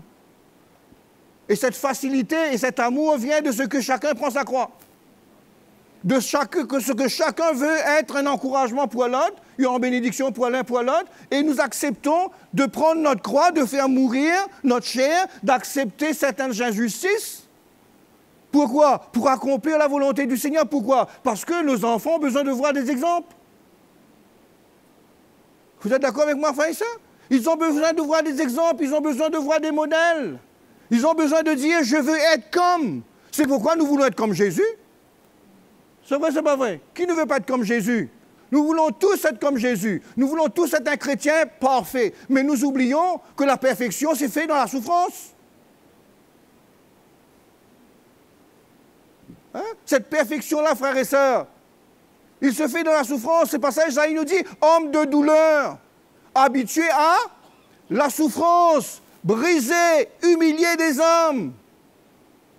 Hein? Il a pris un chemin, les frères et sœurs. N'allez pas croire que la grâce que nous avons de la part de Dieu, hein, le salut que Dieu est venu nous donner en Jésus, a été facile pour notre Sauveur. Non, c'était un chemin de brisement. C'est un chemin de souffrance. La grâce coulait à travers de lui, à travers de la souffrance. L'amour coulait à travers de lui, à travers de la souffrance. C'est pourquoi quand il nous dit aimer nos ennemis, vous pensez qu'il nous dit juste des paroles en l'air? Vous croyez que Jésus nous dit quelque chose que lui-même il n'a pas fait? Vous croyez qu'il nous demande de faire quelque chose qu'il n'a pas fait lui-même? Tout ce qu'il nous demande, frères et sœurs, il l'a fait. Et s'il nous demande, c'est que c'est facile de le faire, si nous prenons notre croix. C'est vrai, c'est pas vrai. C'est pourquoi quand ces hommes-là sont venus, il a dit, il faut que les grains de blé meurent. Il faut qu'ils meurent. Hein? Pour que la porte s'ouvre. Hein? Pour qu'il y ait un chemin. Pour que les hommes puissent bénéficier de la grâce. Et la grâce vient, comment, frères et sœurs? À travers de la condamnation. On ne peut pas avoir la grâce sans avoir été condamné. Quand quelqu'un était gracié, c'est que quelque part, on lui a fait grâce. Il a fait grâce parce qu'il a commis des fautes, il a été condamné. Vous êtes d'accord? C'est pourquoi Jésus a pris sur lui notre condamnation. Il a pris sur lui notre péché. Il est allé s'offrir lui-même pour nous. C'est pourquoi, frères et sœurs, quand il nous demande de nous aimer les uns les autres, qu'il dit aimez-vous les uns les autres, comment? Comme je vous ai aimé. Il ne dit pas aimez-vous les uns les autres, sans que lui l'a fait. Vous êtes d'accord?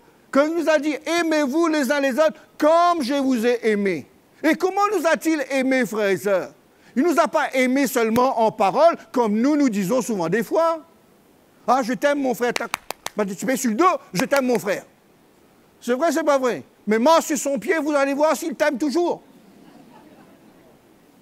Dis-lui une parole de travers, vous allez voir s'il l'aime toujours. La preuve, frères et sœurs, où il y a des conflits dans notre foyer. Pourtant, j'aime ma femme. C'est vrai, c'est pas vrai. Pourquoi on a des conflits? Parce que l'amour que j'ai pour elle et qui est charnel n'est pas suffisant pour supporter ce qu'elle est. Et l'amour qu'elle a pour moi dans la chair n'est pas suffisant pour elle de m'accepter. Il faut que nous ayons en nous l'amour de Dieu. Et l'amour de Dieu, c'est le sacrifice de sa vie pour l'autre. C'est pourquoi quand Jésus nous dit « Aimez-vous les uns les autres, je vous donne un commandement nouveau. Aimez-vous les uns les autres comme je vous ai aimés. » Comment nous a-t-il aimés, frères et sœurs? Pas en parole seulement.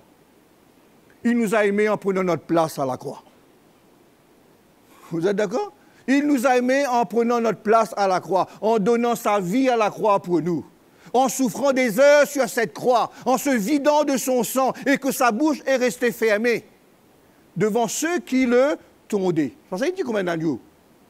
C'est pourquoi, les frères et sœurs, nous sommes la semence de Dieu. Vous êtes d'accord? Nous sommes la semence, une semence de Dieu. Et cette semence-là a besoin de porter ses fruits. Et c'est ça, moi, je vais vous encourager, m'encourager avec vous. Parce que je réalise une chose. Dire que je t'aime dire que je veux servir le Seigneur, dire que je veux faire des choses pour Dieu, frères et sœurs, c'est facile. Mais payer le prix pour ça, c'est difficile.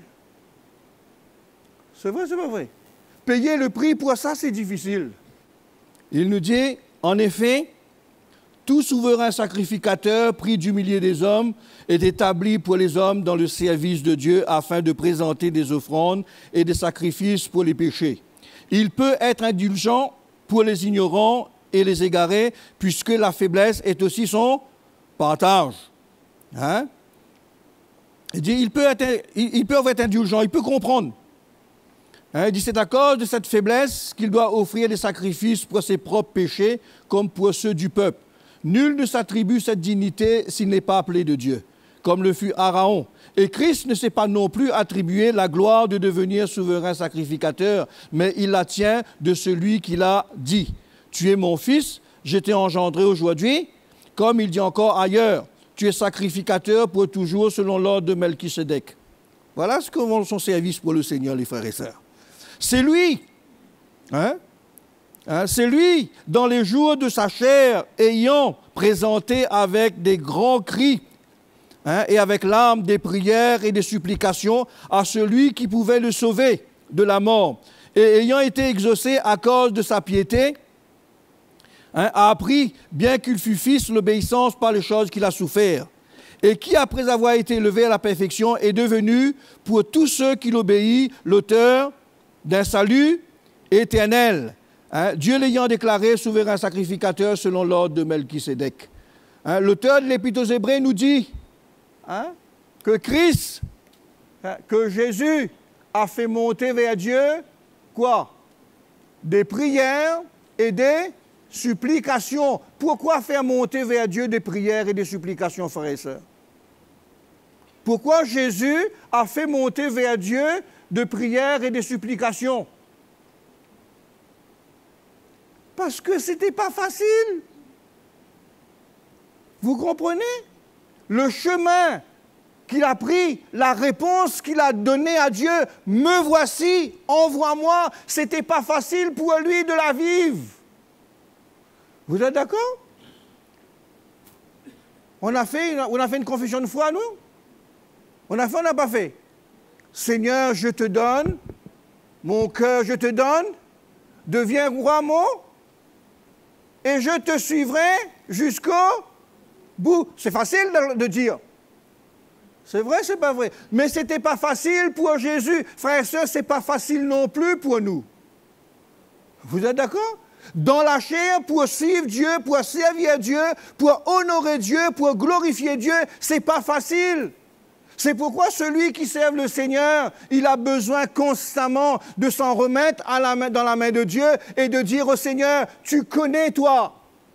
On ne s'adresse pas à quelqu'un qui ne connaît pas, les frères et sœurs. On s'adresse à quelqu'un qu'on connaît et qui nous connaît. Vous êtes d'accord? Pour lui dire, c'est difficile. J'ai besoin de toi, j'ai besoin de ta grâce, j'ai besoin d'être fortifié par toi. Viens m'aider à accomplir ta volonté. Il dit, c'est lui, c'est ce souverain sacrificateur qui est l'auteur de notre foi. Il dit, c'est lui, et il peut nous comprendre quand nous traversons des épreuves. Il peut nous comprendre quand nous sommes tentés. Il peut nous comprendre quand nous sommes faibles. Vous êtes d'accord? C'est pourquoi il ne dit pas des choses que lui-même il n'a pas traversées, parce que dans les jours dans lesquels il se trouvait sur la terre, il a fait monter vers Dieu des prières, des supplications. Il a cherché secours auprès de Dieu. Pourquoi? Parce que la chair dans laquelle il était ne voulait pas qu'il accomplisse la volonté de Dieu. C'est vrai, c'est vrai, pas vrai? Nous sommes différents, nous. Notre chair est OK. C'est pourquoi, les frères et sœurs, dans la mort de Christ, il y avait la vie pour nous. Et dans notre mort, en nous-mêmes, il y a la vie pour tous ceux qui sont autour de nous. C'est pourquoi nous ne pouvons pas changer les gens par notre parole. Vous êtes d'accord? Notre propre parole ne peut pas changer la vie des gens. Mais la puissance de l'Évangile dans notre cœur, notre vie transformée, le témoignage que nous avons de notre vie peut emmener quelqu'un à faire la différence. C'est pourquoi moi je vais vous encourager ce matin. Nous sommes l'Église du Seigneur, nous sommes le peuple de Dieu et nous avons besoin de servir le Seigneur. C'est vrai, c'est pas vrai. Sinon, vous allez vous rester seul, frères et sœurs. Comment peut-on être heureux en étant séparé de Dieu? Comment peut-on être heureux en prenant notre vie entre notre main et en vivant notre vie de la chair? La chair ne peut pas donner le bonheur à personne. La chair est insatiable et personne ne peut la satisfaire. Vous êtes d'accord? Vous lui donnez ce qu'elle demande, ce n'est pas suffisant. Faites ce que vous voulez, frères et sœurs, pour la chair, croyant que cela va vous donner satisfaction. La seule satisfaction que nous avons et qui comble notre cœur, c'est de servir le Seigneur. C'est vrai, c'est pas vrai? Sinon, on est vide. Sinon, on se retrouve tout seul. Vous êtes d'accord? Allez, on va battre carré avec quelques amis dans le monde. On va festoyer un peu ensemble. On va faire plaisir à la chair. On va se laisser déborder dans certaines actions impures. Vous croyez que ça, quand vous avez fini tout ça, vous êtes heureux? Non, tu es tout seul. Tu es livré à toi-même, tu es abandonné. C'est pourquoi Jésus dit que si le grain de blé qui est en terre ne meurt, il reste tout seul. Si tu ne donnes pas ta vie, frères et sœurs, tu seras tout seul. C'est vrai, c'est pas vrai. Mais quand tu donnes ta vie, tu es notre parfum. On n'attire pas le mouche avec vinaigre. Il faut quoi alors? On a le miel, là, pas de miel.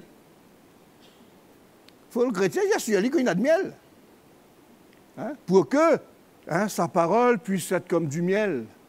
Oui, oui, oui. Et que ça donne la vie. C'est pourquoi moi je vais vous encourager ce matin. Et ce n'est pas facile pour les frères et sœurs qui veulent servir le Seigneur. Ils se retrouvent dans des conditions où la chair est travaillée. C'est vrai, c'est pas vrai. Si tu ne donnes pas ta vie, tu ne peux pas. Tu es tout seul.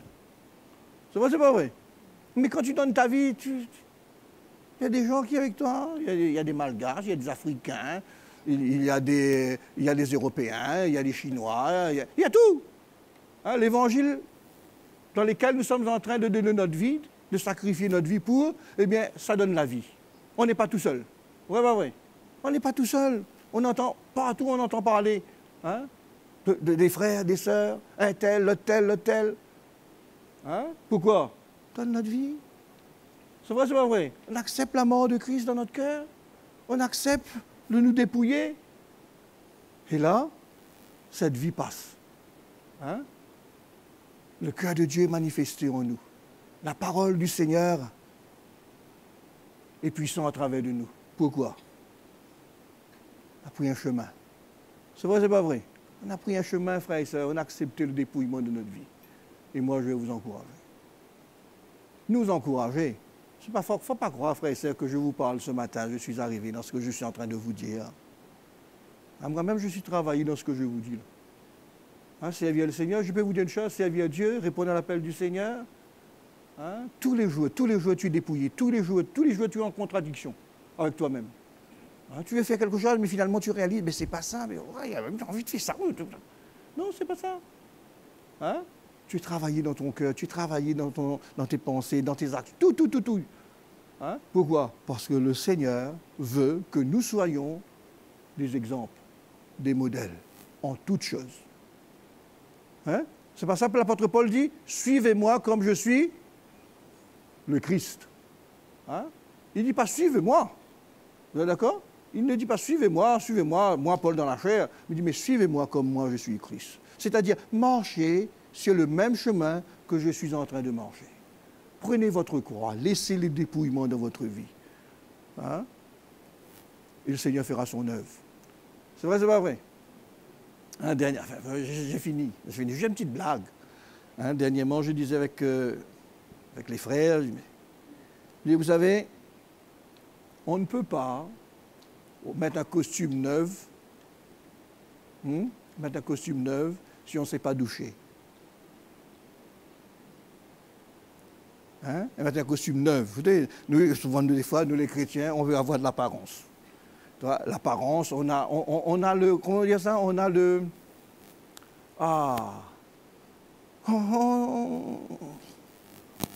la prestance et en même temps, on a la parole. Alléluia! Gloire à Jésus! Merci Seigneur! Amen!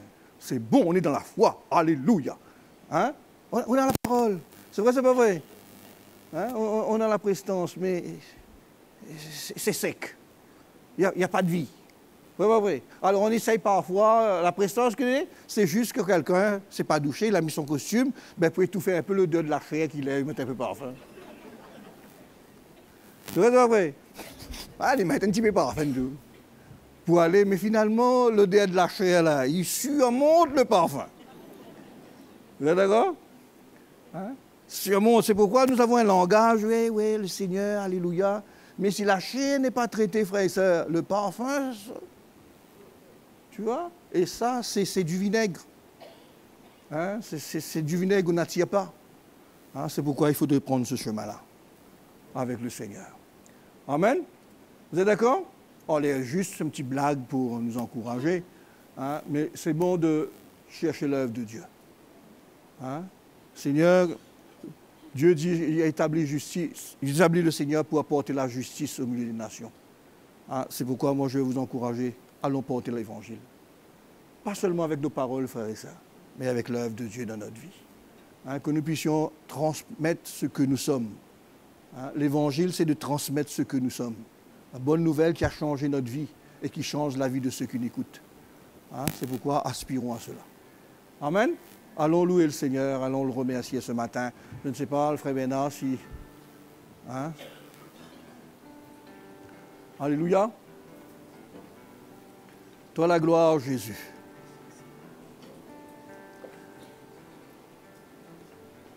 J'aimerais peut-être en avoir adoré le Seigneur en chantant ce chant qui dit « J'offre les membres de mon corps.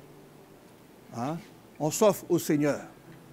Hein? On renonce à sa vie, on s'offre au Seigneur pour qu'on puisse le représenter partout. Là où nous allons, là où nous tenons, là où nous retrouvons, hein? Nous offrons notre vie.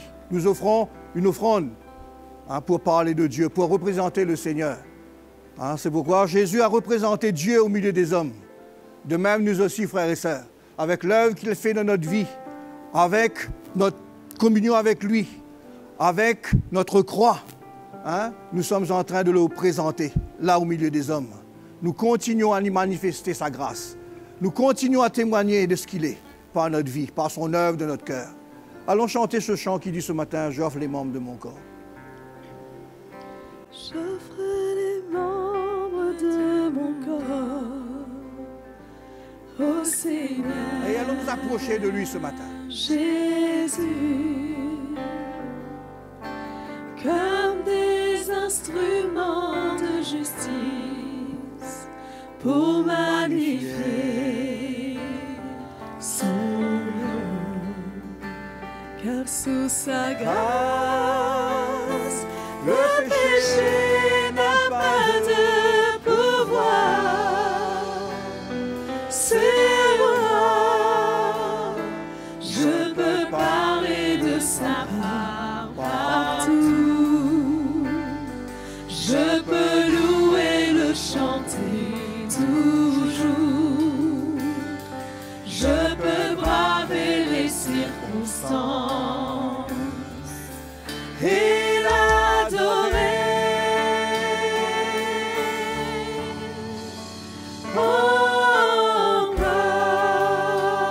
Offrons-nous au Seigneur ce matin. J'offre les membres de mon corps au Seigneur Jésus, comme des instruments de justice pour magnifier son nom, car sous sa grâce, le péché n'a pas de pouvoir sur moi. Je peux parler de sa part partout. Je peux louer, le chanter toujours.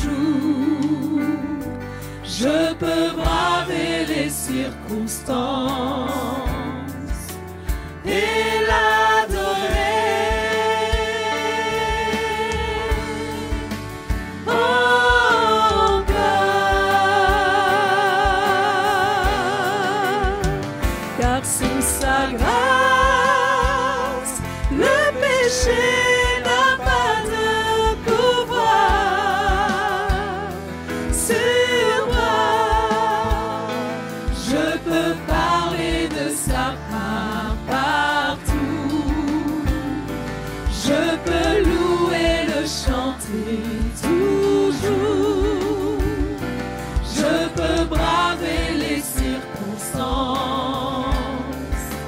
et l'adorer.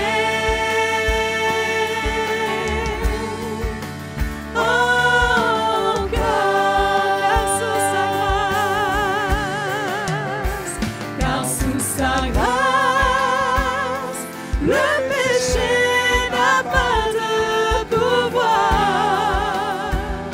sur moi. Je peux parler de sa part partout. Je peux louer, le chanter toujours. Je peux braver les circonstances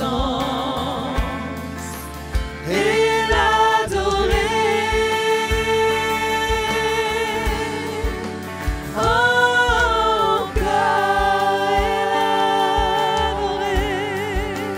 et l'adorer.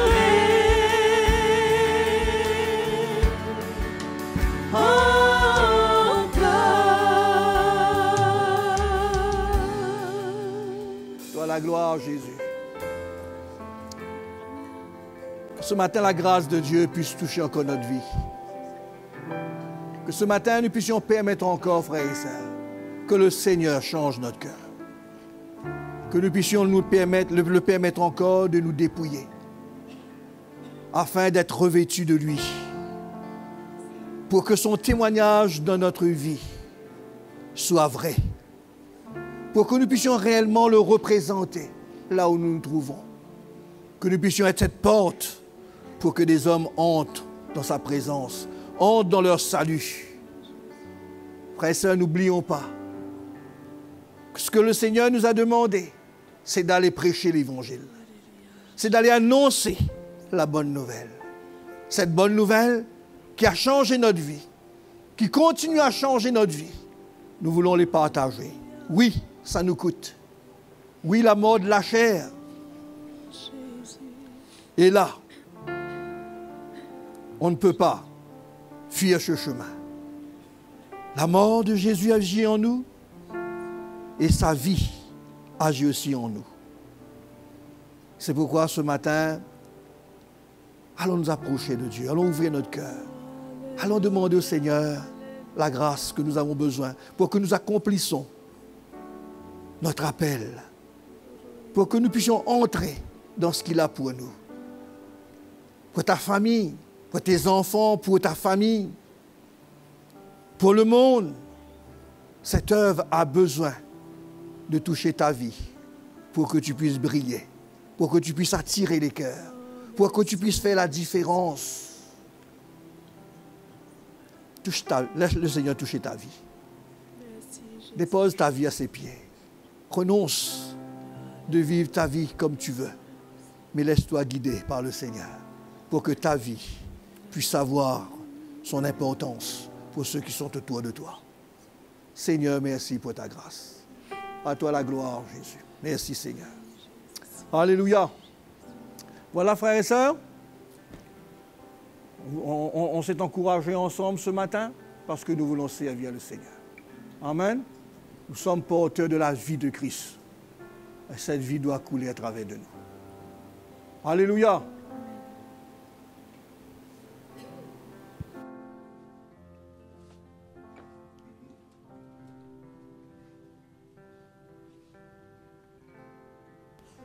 Alléluia. Mes frères et sœurs, avant de se séparer, on va s'approcher de la table du Seigneur.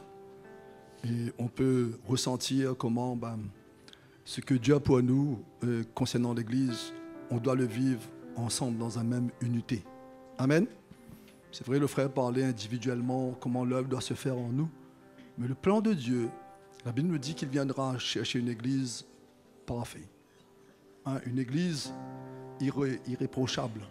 Et on ne peut pas le vivre sans donner nos vies les uns pour les autres. Amen. Et ce matin, on va s'approcher de cette table qui représente bien ce que Jésus est venu faire pour les hommes. Et cette table, ça va nous emmener, en s'approchant, en communion avec elle, ça va nous emmener à nous donner nos vies de plus en plus. Dans nos souffrances, dans tout, la Bible nous dit de partager nos cœurs de pouvoir confesser nos péchés, d'avoir ce cœur constamment en communion avec lui, afin qu'on puisse être une grande bénédiction. La lumière, comme nous avons entendu ce matin, le sel que nous devons être pour les nations, pour ceux qui sont autour de nous. Et ce sacrifice, on doit s'identifier à elle tous les jours.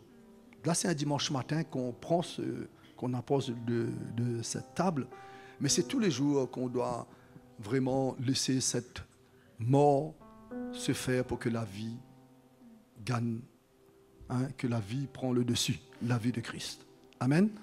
Et qu'on puisse voir là-dedans, tous les jours, la victoire du Seigneur, les bénédictions de Dieu, avoir cette assurance de la vie éternelle. Ça se fait tous les jours. C'est pour cela, allons nous approcher de cette table et nous allons attendre que chacun ait sa coupe avec ce pain et ensemble, on va communier. Amen. Vous pouvez vous approcher. L'amour de Merci, Jésus. Dieu n'a vraiment pas de fin. Ses compassions ne sont pas à leur terme. Elles sont nouvelles chaque matin. Nouvelle chaque matin, grande est ta fidélité, Seigneur, grande est ta fidélité. L'amour de Dieu n'a vraiment pas de fin. Ses compassions ne sont pas à leur terme. Elles sont nouvelles chaque matin. Nouvelles chaque matin. Grande est ta fidélité, Seigneur. Grande est ta fidélité. Elles sont nouvelles chaque matin. Nouvelles chaque matin. Grande est ta fidélité, Seigneur. Grande est ta fidélité.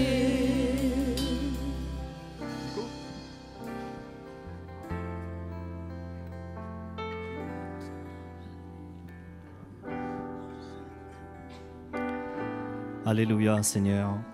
Nous avons entendu ta parole ce matin. Et combien encore tu nous rappelles, Seigneur Jésus.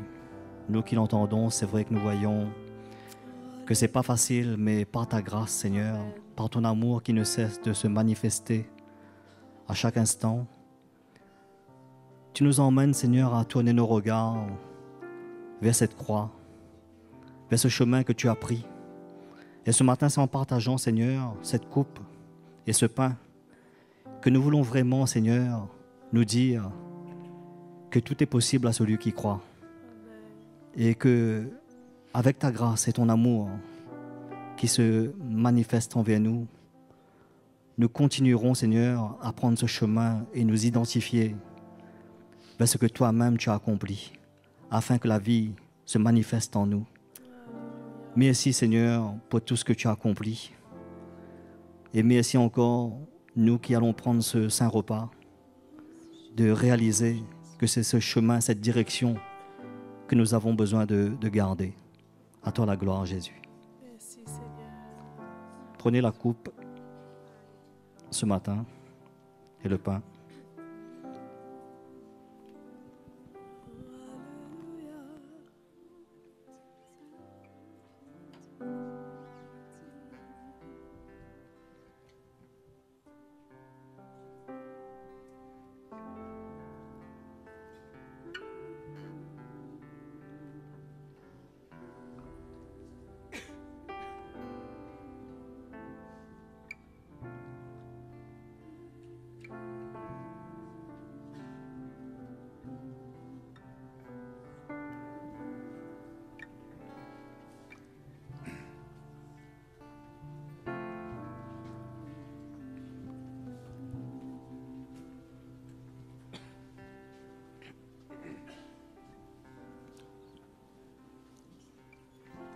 Voilà mes frères et sœurs, on a passé un bon moment.